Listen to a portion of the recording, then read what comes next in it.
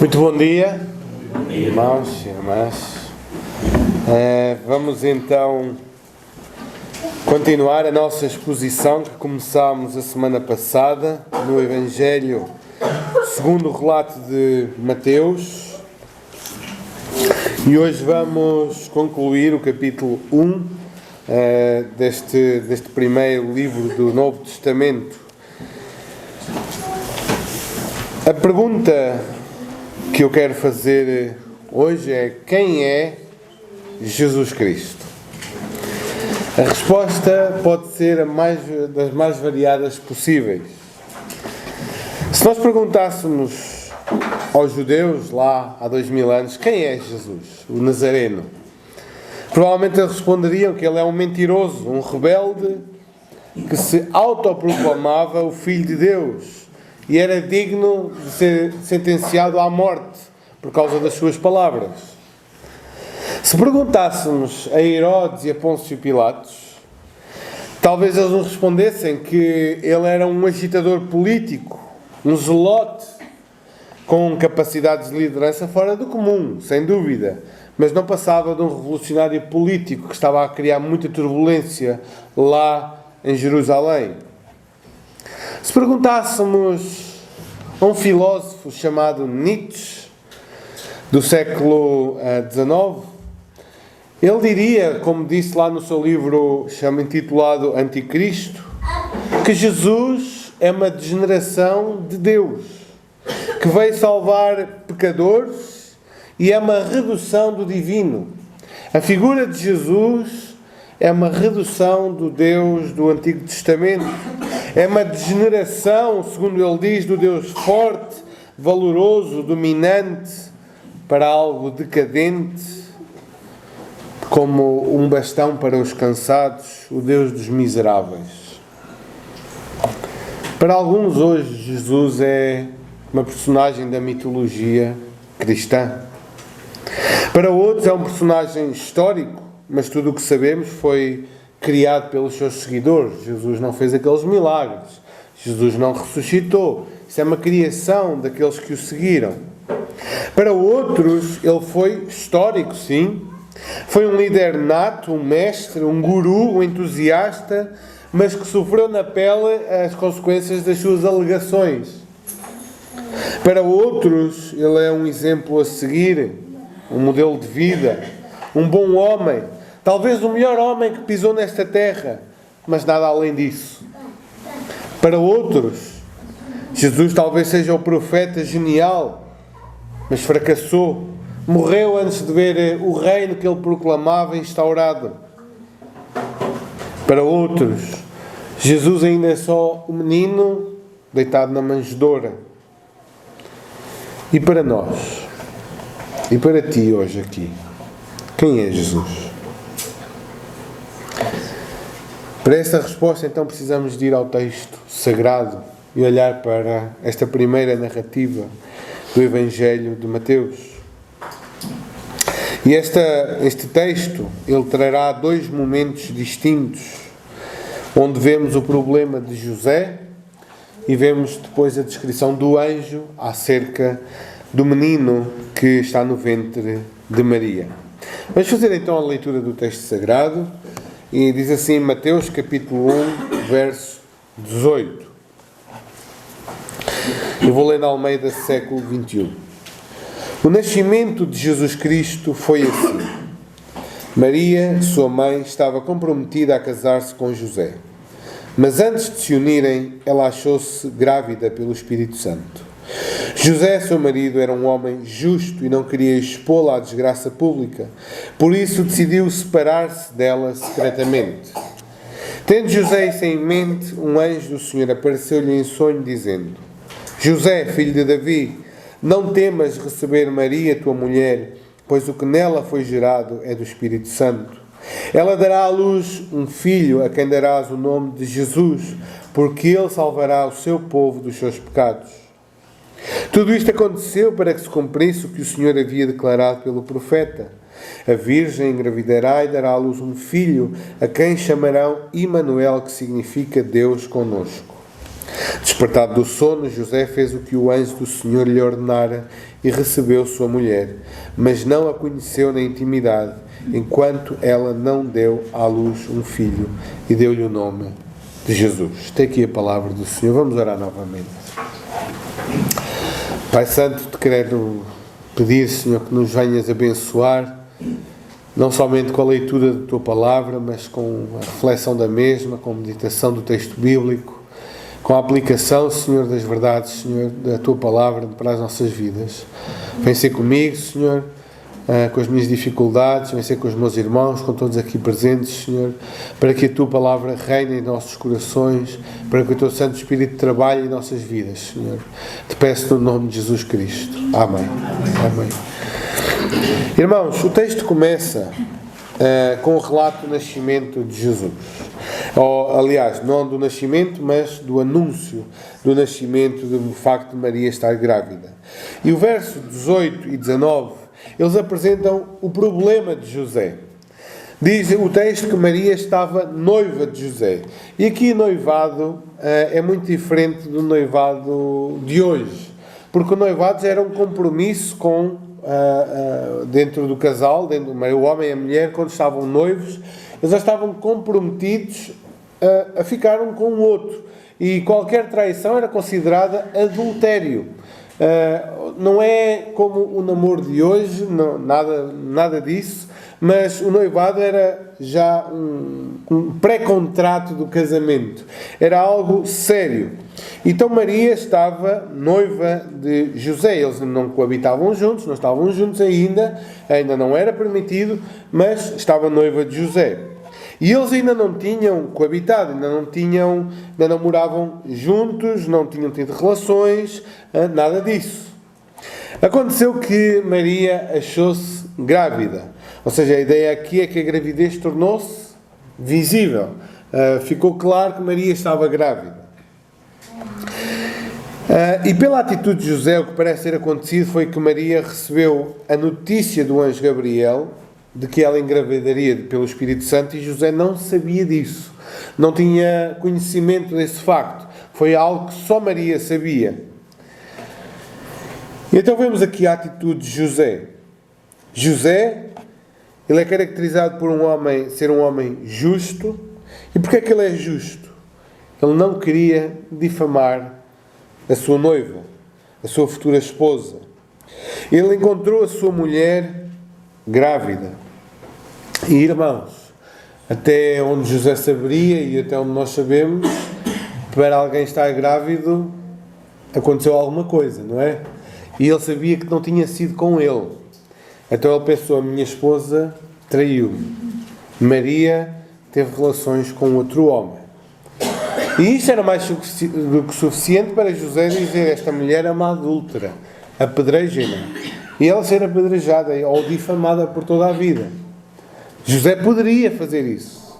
Mas José, sendo um homem justo, ainda que tendo os indícios de uma traição lá com a sua noiva, com Maria, ainda assim ele resolveu agir com misericórdia.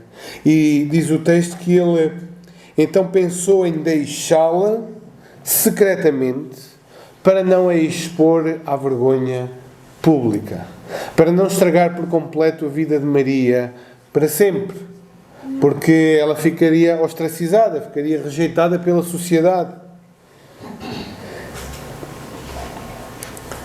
Irmãos, grande ensino há aqui neste texto. Grande ensino há aqui nesta atitude de José. Nós não sabemos todas as coisas sobre todas as pessoas.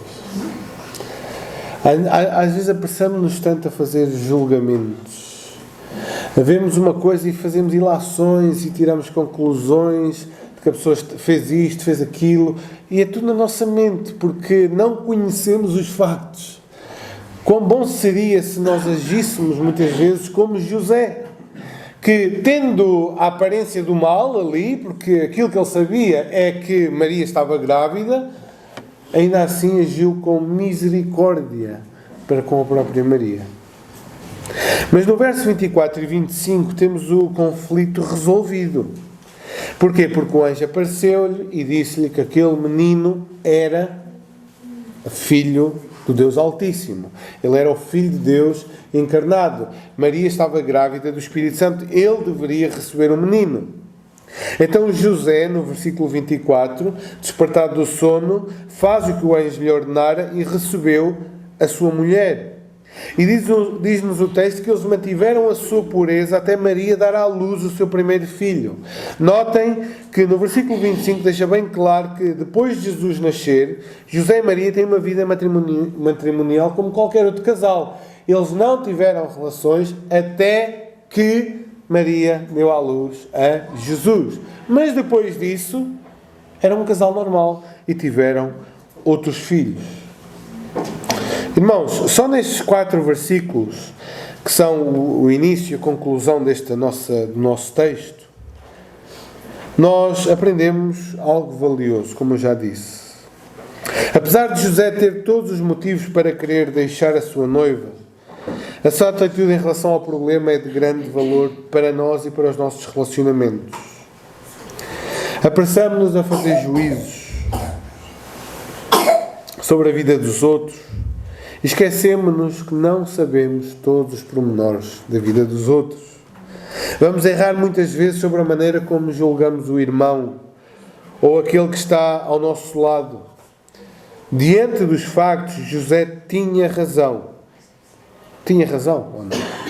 Eu vou deixar esta mulher. Diante dos factos, José tinha razão. A questão é que ele não sabia tudo.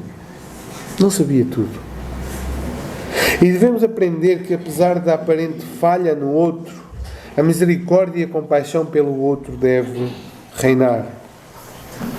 Mesmo com toda a aparência de mal, podemos ver no exemplo de José este belo exemplo de piedosa sabedoria e eterna consideração pelo próximo. Mesmo quando o nosso irmão parece ter falhado, deixemos o amor reinar nos nossos relacionamentos. E isto não quer dizer, irmãos, que nós vamos fazer vista grossa ao pecado. Não quer dizer que não vamos falar com o irmão se acharmos alguma falta. Não quer dizer que não podemos aconselhar, exortar, chamar a atenção. Não é nada disso. Muitas vezes usa-se estas ideias para cada um vive como quer e ninguém dá conta de nada a ninguém. Não é isso. Mas, irmãos, aqui o ponto é este. Nós não sabemos muitas vezes as motivações, o que está a acontecer na vida do outro para ele ter tomado aquela decisão, para ele ter tomado aquela atitude. Talvez fosse mais sábio, em vez de julgarmos, irmos falar com o irmão e perceber se ele está bem, se ele precisa de ajuda, que lutas é que ele está a passar. Era muito mais sábio, muito mais misericordioso do que fazermos logo pré-julgamentos. Lembremos-nos que não conhecemos tudo para que o nosso juízo seja correto. Podemos ser induzidos em erro e tratar o outro de forma injusta que ele não merece. Lembremos, por exemplo, os amigos de Jó. Nem Jó sabia porque é que estava a sofrer e os amigos de Jó muito menos. E os amigos de Jó, o que é que eles fizeram? Eles foram bons amigos durante 7 dias enquanto estiveram em silêncio. Porque a partir do momento que começaram a falar, foi para criticar Jó. Foi para dizer, olha, tu estás a sofrer porque fizeste algum pecado, roubaste alguma coisa, abusaste de alguém, tomaste partido de algum benefício, tu fizeste alguma coisa, Jó. Mas os amigos não sabiam o que é que estavam a dizer. E nós tantas vezes, irmãos, também não sabemos o que é que estamos a dizer acerca do nosso irmão. Não sabemos que lutas estão a passar. Não sabemos o passado e que os motivou agora a tomar certas decisões. Às vezes não queremos entender a personalidade dos nossos irmãos, sabendo qual foi o seu contexto antes da conversão. Do que é que eles vieram. Porque caminhos andaram antes. Que agora os levou a ser assim, daquela maneira. Não queremos ter esse trabalho. É muito mais fácil ajuizarmos rapidamente. É muito mais fácil darmos a nossa declaração, o nosso veredito. Ele é assim porque, sem conhecer de facto o nosso irmão. Mas tudo o que mudou aqui está no centro. Verso 20 a 23. Foi aqui que tudo mudou. De um José que queria deixar Maria para um José que recebeu Maria, é a informação do centro que chama a atenção. E a pergunta que o texto responde é: quem é este menino que está no ventre de Maria? Quem é este menino que está no ventre desta jovem? E ao entrarmos neste tema, irmãos, eu devo dizer em primeiro lugar que o mistério da encarnação é isso mesmo. É um mistério. São profundezas para as quais não há sondagem para as medir. Nós não entendemos tudo sobre a encarnação de Jesus. Não entendemos tudo sobre a encarnação do Filho de Deus. São verdades que nenhuma mente humana é abrangente o suficiente para entender. Por isso não devemos tentar explicar coisas que estão acima da nossa débil razão. Há coisas que a Bíblia nos apresenta que nós cremos nelas porque elas estão lá na Bíblia, mas nós não as compreendemos. São profundezas grandes demais para nós. Então contentemo-nos em crer com reverência, sem especular sobre questões que não somos capazes de entender. Para os que creem, é suficiente saber que aquele que criou o mundo do nada e disse: haja luz e houve luz, para ele nada é impossível. Portanto, nada é impossível para Deus ao enviar o seu Filho e fazê-lo homem. Isso é suficiente para nós. Nós cremos nisso. Aquele que é poderoso e que criou o universo é poderoso no mistério da encarnação. Mas olhemos para algumas características deste menino que estava para nascer. Verso 20, diz-nos o texto, que a primeira característica deste menino que estava no ventre de Maria é que ele vem do alto.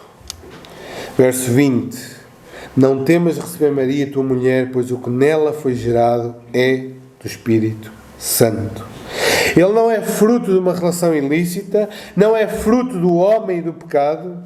Este menino é de origem divina. Ele é o Verbo de Deus. E quem esteve ontem lá no Aleteia, ontem à tarde aqui, deve ainda ter bem fresco a questão de o Logos estava com Deus e o Logos era Deus. O Verbo é Deus. E este Verbo que é Deus fez-se carne, fez-se um homem, como eu e como tu. E este é realmente um mistério grande e uma verdade gloriosa. Deus fazer-se homem. O Verbo que é Deus fez-se carne. Isso significa que Jesus, sendo eterno e divino, entrou na história humana assumindo a natureza humana, como eu e como tu. Irmãos, isto é impactante. Talvez para nós isto seja uma coisa corriqueira. Pensar que Jesus é um homem como eu. Mas Jesus é o Filho de Deus. Aquele que esteve com o Pai por toda a eternidade. Com toda a glória, com todo o poder, com toda a excelência, com toda a grandeza. Servido por anjos, arcanjos e serafins. Este é o Filho de Deus. E este Filho de Deus encarnou e fez homem. Fez homem como nós. Este é realmente um mistério grande. O Criador do Universo agora tornou-se parte da criação. Aquele que sustenta todas as coisas pelo poder da sua palavra, tornou-se vulnerável e sujeito às fraquezas humanas. Este é um mistério, irmãos. Este é o maior ato de humildade. O Deus Altíssimo desceu até nós para nos resgatar, revelando não apenas o seu poder, mas o seu amor imensurável sobre nós. Ele é Filho de Deus. Ele é divino. Ele é o próprio Deus. A segunda característica, está no verso 21, é que Ele é Jesus, o Salvador. Ela dará à luz um filho, a quem darás o nome de Jesus, porque Ele salvará seu povo dos seus pecados. Esta característica diz respeito à sua missão. Ele veio salvar o seu povo. Mas do que é que Ele veio salvar? Do que é que Jesus nos veio salvar? Não é? Uma pergunta interessante. Se perguntássemos a um judeu do primeiro século, ele iria dizer que o Messias vinha para salvar o povo da opressão do Império Romano. Viria para salvar do perigo físico, da doença. Hoje em dia, muitos pregadores pregam um Jesus que veio salvar da pobreza, da fome, da miséria.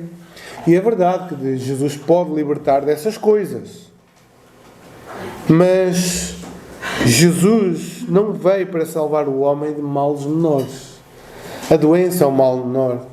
A fome é um mal menor. A pobreza é um mal menor. São coisas que Jesus pode tratar, é certo. Mas não devemos limitar a salvação de Jesus a coisas supérfluas. Jesus veio salvar o homem da sua grande miséria. Veio salvar o homem da sua grande doença, do seu grande opressor chamado pecado. Então não façamos da salvação de Jesus uma salvação supérflua, mas uma salvação profunda no ser humano. Ele veio te salvar não da tua vida infeliz, não do teu emprego, não do teu casamento. Ele veio te salvar do teu pecado. Do teu pecado. E Jesus salva-nos do nosso pecado de 4 maneiras. Ele salva-nos do nosso pecado como? Salvando o homem da culpa do pecado. Lavando-nos a alma no seu próprio sangue expiatório. Jesus salva-nos do pecado, desta culpa que cai sobre nós, ao morrer por nós. Mas Jesus salva o homem também do domínio do pecado, porque quando Ele morre por nós e nós cremos em Jesus e nos arrependemos, o que é que acontece? Nós somos feitos novas criaturas e o pecado que estava em nós já não tem domínio sobre nós. Então não nos salva só da culpa do pecado, mas salva-nos do domínio do pecado sobre nós. Salva-nos também da presença do pecado, quando nos tirar deste mundo, quando nos levar para Ele, seja pela morte, seja pela sua vinda. O pecado já não habitará mais em nós, já não teremos mais que lidar com o pecado.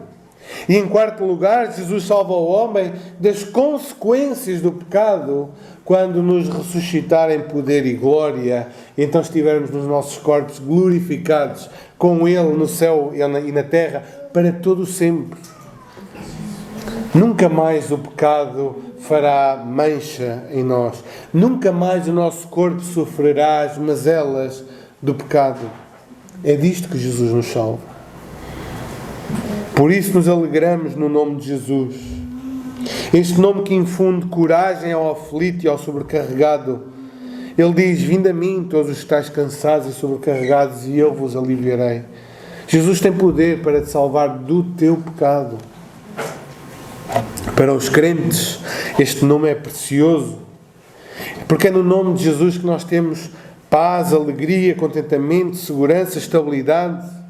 Podemos dizer, como lá em Cantares, como um unguento derramado é o teu nome. Irmãos, que beleza é o nome de Jesus. Que poder há no nome de Jesus. Como diz aquele coro que nós cantamos de vez em quando aqui: Jesus, eu quero declarar o teu nome. Quanto poder há no nome de Jesus. Quanta salvação, quanta graça, quanta misericórdia, quanta libertação este nome pode trazer. O Filho de Deus tem muitos títulos, mas ele alegra-se em ser chamado de Jesus, o Salvador. Esta é a sua missão: vir-te salvar dos teus pecados. Em terceiro lugar, ele é o cumprimento das profecias, verso 22. Diz-nos o texto: tudo isso aconteceu para que se cumprisse o que o Senhor havia declarado pelo profeta. A profecia referida é de Isaías 7,14. No entanto, é neste menino que todo o Antigo Testamento se cumpre. O anjo está a dizer a José: José, no ventre da tua noiva, no ventre de Maria, está o cumprimento de todas as profecias do Antigo Testamento. Tudo aquilo pelo qual o povo ansiava durante séculos está agora aqui, no ventre da tua noiva. Ele é o cumprimento de todas as profecias. Ele é a semente da mulher que iria esmagar a cabeça da serpente. Ele é o descendente de Abraão, sobre quem iriam ser benditas as nações. Ele é o sumo sacerdote superior a Arão. Ele é um profeta superior a Moisés. Ele é o cordeiro perfeito que é entregue para a remissão dos pecados. Ele é o guerreiro maior que Josué, que nos dá entrada na terra prometida. Ele é um juiz libertador muito maior do que Sansão. Ele é um remidor muito melhor do que Boaz. Ele é o verdadeiro rei de Israel, superior a David, superior a Salomão. Ele é o verdadeiro tabernáculo de Deus, a presença gloriosa de Deus no meio do seu povo. Ele é o menino que Isaías anunciou, cujo nome é Deus forte, Pai da eternidade, maravilhoso conselheiro, príncipe da paz. Ele é a pedra cortada, sem o auxílio de mãos, como está lá em Daniel. Ele é aquele que reúne numa só pessoa o ofício de rei e o ofício de sacerdote, como está em Zacarias 6. Ele é o servo sofredor, ele é o ungido de Deus, a raiz de Davi, o rebento do tronco de Jessé. Ele é a revelação final de Deus ao mundo. É a revelação final. Hebreus diz que, havendo Deus falado muitas vezes, de muitas maneiras aos pais pelos profetas, nestes últimos dias nos falou pelo Filho. Como Jesus mesmo disse: examinais as Escrituras, julgando ter nelas a vida eterna, e são elas que testemunham de mim. Ele é o cumprimento de todo o Antigo Testamento. Tudo aquilo que o Antigo Testamento falava acha a sua realização plena e final em Jesus Cristo. Este menino que estava no ventre de Maria era tudo o que Israel sempre ansiou. Aquele menino que iria nascer era aquele que iria trazer todos a ele, judeus e gentios. Iria fazer dos dois um só povo, um só rebanho, e ele mesmo o único pastor. José, recebe Maria como tua esposa, porque o menino que está no ventre dela é o cumprimento de todo o Antigo Testamento. Quarta lição. Ele é também o Emanuel, verso 23. A Virgem engravidará e dará à luz um filho, a quem chamarão Emanuel, que significa Deus conosco. Ele é Deus conosco. Ele assumiu a sua forma humana igual à nossa em todas as coisas, excetuando no pecado. Mas, embora Jesus estivesse conosco em carne e sangue, ao mesmo tempo Ele nunca deixou de ser o verdadeiro Deus. Jesus chorou, Jesus gemeu, Jesus teve fome, teve sede, cansou-se, sentiu dor como qualquer um de nós, era um homem como nós. Mas ao mesmo tempo, Ele conhecia os corações dos homens e os seus pensamentos. Ao mesmo tempo, Ele tinha poder sobre os demónios. E não ontem, foi no discipulado com a Ruth, a Ana, a Flávia e o Ney. Falávamos sobre isso. Quem é este Jesus? Diante do qual um demónio, possuindo uma pessoa, vê Jesus a vir, e aquilo que o demónio tem a fazer é correr e prostrar-se diante de Jesus. Quem é este? Quem é este diante do qual o diabo e os seus demónios se curvam e dizem: que temos nós contigo, vieste atormentar-nos? Quem é este? Senão o próprio Deus, feito homem. Quem é este que permitiu que um dos seus discípulos o chamasse Deus meu, Senhor meu? Quem é este que diz: antes que Abraão existisse, eu sou? Quem é este que pode dizer: eu e o Pai somos um? Em tudo isto, vemos o Deus eterno, aquele que é verdadeiro homem, é também Deus bendito para todo sempre. Amém. Dizer hoje em dia que Jesus é Deus é uma aberração para a humanidade. Ele é um homem, um bom homem, mas não é Deus. Mas como é possível que Deus se faça homem? Perguntam. No máximo, Jesus foi um grande mestre humano. Pois bem, C.S. Lewis coloca a questão da seguinte maneira. Nós temos aqui um trilema. Não é um dilema, é um trilema. Porque Jesus, ou ele é Deus, ou ele é um tolo, ou ele é um mentiroso. Porque se Jesus não era o Filho de Deus, mas ele admitiu que era, e deixou os outros pensarem que era, ele é um mentiroso. Se ele sabia que não era, e deixou, e disse isso aos outros, ele é um mentiroso. Então é digno do nosso desprezo. Mas se Jesus, não sendo o Filho de Deus, pensava que era, então ele é um tolo, é um lunático. Coitado. É digno da nossa misericórdia, da nossa compaixão. Porque ele pensava que era o Filho de Deus, mas não era. Ou então temos a terceira posição. Ele era mesmo o Filho de Deus. Porque ou ele pensava que era e não era, ou ele sabia que não era e dizia que era, e é mentiroso, ou ele é de facto o Filho de Deus. Ou ele merece a nossa compaixão como louco, ou o nosso desprezo como uma fraude, ou a nossa adoração como Deus que é. É impossível, irmãos, ficarmos em cima do muro. É impossível não termos que tomar uma decisão. Ou nós o adoramos, ou nós o desprezamos. Uma das duas temos que escolher. Quem é Jesus para ti?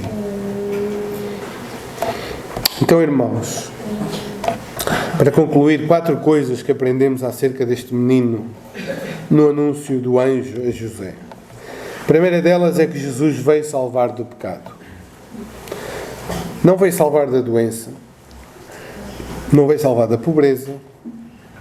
Esse não é o foco principal. Não reduzamos a salvação de Jesus aos sintomas. Ele trata da doença e da raiz do mal, que é o pecado em nós. Vejam o que diz Isaías, eu vou ler Isaías 1,18. Vinde, pois, e arrazoemos, diz o Senhor. Ainda que os vossos pecados sejam como escarlata, eles se tornarão brancos como a neve.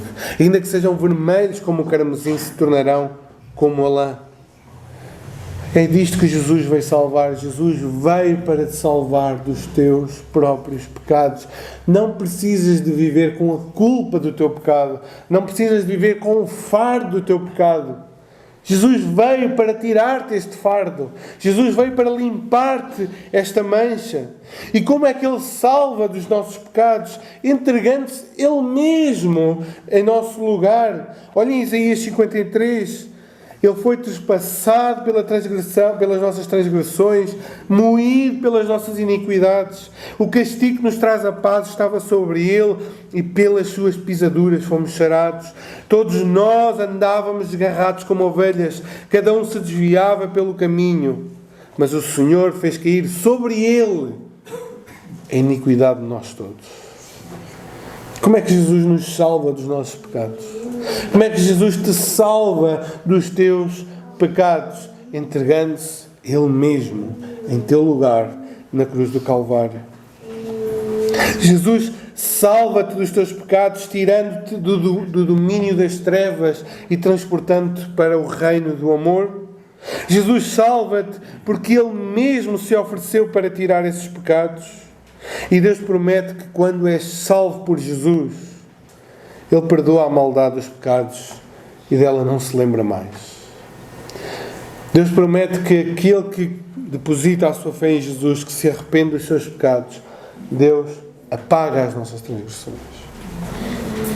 Em Jesus, Deus perdoa a tal ponto que diz a Bíblia que o quanto dista o Oriente do Ocidente, assim afasta de nós as nossas transgressões. Ó homem, que alívio podes ter tu em Cristo Jesus? Que alívio da culpa, que alívio do peso da condenação, salvação da ira eterna que te aguarda. Deus promete apagar esses pecados àquele que se arrepende e crê em Jesus Cristo. Era esta a missão, e foi esta a missão de Jesus. Para que tu pudesses ser perdoado plenamente por Deus. Nunca mais ser tratado segundo os teus pecados. Estar em paz com Deus. Imaginem um marido infiel, mas que se arrepende dos seus pecados. Arrepende-se da sua infidelidade. E a sua esposa perdoa. E perdoa a um ponto que ela nunca mais, durante todo o seu casamento, irá falar daquele assunto. Está perdoado e está esquecido. Parece bom demais, não parece? Mas Deus faz muito mais do que isso. Deus não só apaga, perdoa. Ele trata-nos como se nós nunca tivéssemos cometido qualquer pecado. Que maravilha, irmãos. Que maravilha nós sermos recebidos por Deus. Justificados de maneira a que somos tratados como justos. Como se sempre obedecêssemos à lei de Deus e nunca tivéssemos cometido pecado. Que maravilha! Realmente é disto que Jesus nos veio salvar. Deus perdoa completamente por meio de Jesus. A ponto de nos justificar, nos declarar justos, praticantes da justiça. Porque o próprio Filho de Deus foi tratado como um pecador como eu. Que troca bendita para a alma moribunda. Que troca bendita para mim e para ti. Que troca bendita é esta, onde o Filho de Deus é tratado como um pecador. A ira é despejada sobre ele como um pecador.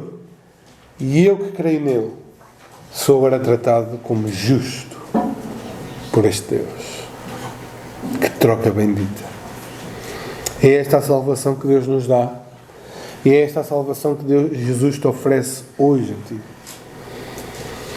Em segundo lugar, Cristo não veio só para nos perdoar os pecados, para tratar da nossa salvação, mas Ele é o cumprimento cabal de todo o Antigo Testamento. Só Ele satisfaz as profecias do Antigo Testamento. Não há outro que reúna tudo numa só pessoa como Jesus. Não há. Porque Ele é o sumo sacerdote que oferece o sacrifício, mas Ele mesmo é o sacrifício. Ele é o propiciador, aquele que vai tornar Deus favorável, e Ele é o objeto de propiciação. Ele é aquele que se entrega para propiciar. Ele é o profeta que anuncia a palavra de Deus, e Ele mesmo é a palavra de Deus. Ele é o Rei prometido, vitorioso, mas Ele é ao mesmo tempo o servo sofredor que se entrega à morte pelo seu povo. Não há outro que cumpra tudo numa só pessoa, além de Jesus. Em terceiro lugar, aprendemos nesta passagem que a sua divindade é verdadeiro fundamento para a nossa fé. Irmão, se Ele fosse mero homem, o valor da sua morte seria para Ele mesmo. Morreria para Ele mesmo. Mas não foi um homem que morreu, foi o Filho de Deus que morreu. Por isso podemos adorá-lo, pois não adoramos criatura alguma. Adoramos o próprio Deus. Nós podemos adorar Jesus hoje aqui, cantar ao Senhor Jesus, orar ao Senhor Jesus, adorá-lo, porque não estamos a cometer idolatria, não estamos a adorar um falso Deus, não estamos a adorar um Deus menor, estamos a adorar o verdadeiro Deus dos céus e da terra. Aquele que morreu é também o Deus Todo-Poderoso, que tem poder no céu e na terra e que ninguém pode arrebatar-nos da sua mão. Ao olharmos para o Evangelho de Mateus, percebemos que em Cristo Deus veio habitar com os homens. Veio habitar com os doentes para curá-los, com os endemoninhados para libertá-los, com os preocupados para dar descanso, com os censuradores para admoestá-los, com os leprosos para purificá-los, com os famintos para alimentá-los, com os inválidos para restaurá-los e, acima de tudo, Deus veio para estar com os perdidos, para buscá-los e salvá-los. como Jesus mesmo disse, porque o Filho do Homem veio salvar o que estava perdido. É Deus connosco. Mas também a sua humanidade dá consolo ao sofredor e ao atribulado. Ele foi também menino que se deitou nos braços da sua mãe. Ele conhece as nossas lutas. Ele conhece as tuas lutas. Ele conhece as tuas dores. Ele experimentou pessoalmente as tentações lançadas pelo diabo. Ele experimentou o que é sentir o desafio de sair da vontade de Deus, sair do caminho proposto pelo Pai. Se és o Filho de Deus, diz a estas pedras que se transformem em pão. Ele sabe o que é ser tentado de maneira poderosa para não fazermos aquilo que é a vontade de Deus. Ele sabe o que é. Ele sabe o que é ter fome. Ele sabe o que é ter sede. Ele sabe o que é o luto de perder alguém que se ama. Ele sentiu essa dor. Por isso, podes confiar nele o tempo todo. Por isso, podes entregar as tuas aflições a Ele. Porque, como diz Hebreus, não temos sumo sacerdote que não possa compadecer-se das nossas fraquezas. Antes foi Ele tentado em todas as coisas à nossa semelhança, mas sem pecado. Tu em Cristo encontras alguém que sabe o que é o teu sofrimento, porque Ele também passou por ele e venceu sobre todo esse sofrimento. Eduardo Chilito colocou de forma brilhante no seu poema Jesus das Cicatrizes algo assim: falsos deuses sempre fortes não conhecem o abandono. Quem só conheceu o Deus que tropeçou até ao seu trono. Foste morto e humilhado pelas mãos dos homicidas. Ó Jesus das cicatrizes, és o Deus que tem feridas. Quem é Jesus? É aquele que, sendo Deus, conhece as tuas dores, conhece as tuas aflições. Ele mesmo passou por elas e está capacitado para te ajudar. Está capacitado para te alentar, para te trazer refrigério, auxílio, consolo. O nosso Salvador é o Jesus das cicatrizes. O Deus que foi até ao seu trono através da cruz. Então, irmãos, bendigamos a Deus pelas encorajadoras verdades contidas neste primeiro capítulo do Novo Testamento.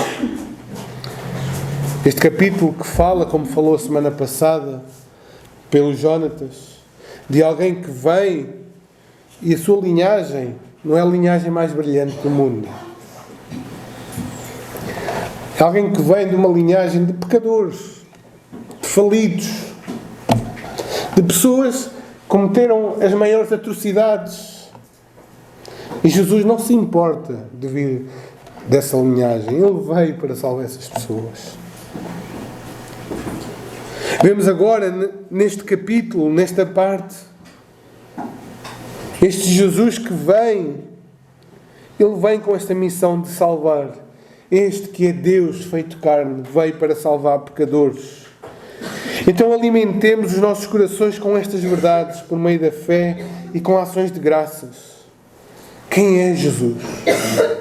O Filho de Deus encarnado, que veio salvar pecadores dos seus pecados. Termino com a leitura de um poema que o autor, ele olha para a cruz, ele pensa no cenário da cruz e pensa: como é possível? Se tu és Deus, porque é que estás nesta situação? E diz assim o poema: se sois riqueza, como estáis despido? Se sois omnipotente, como estás desprezado? Se sois rei, então como estás de espinho coroado? Se sois forte, então como é que estás tão enfraquecido? Se sois luz, como a luz tendes perdida? Se sois o sol divino, como eclipsado? Se sois verbo, como é que estás calado? Se sois vida, como estáis tão amortecido? Se Deus, estáis como homem nessa cruz? E se sois homem, como dais a um ladrão tão grande poder posse dos céus? Que sois Deus e homem, bom Jesus, morrendo por Adão enquanto Adão e redimindo Adão enquanto Deus. Quem é Jesus para ti? Que o Senhor nos abençoe.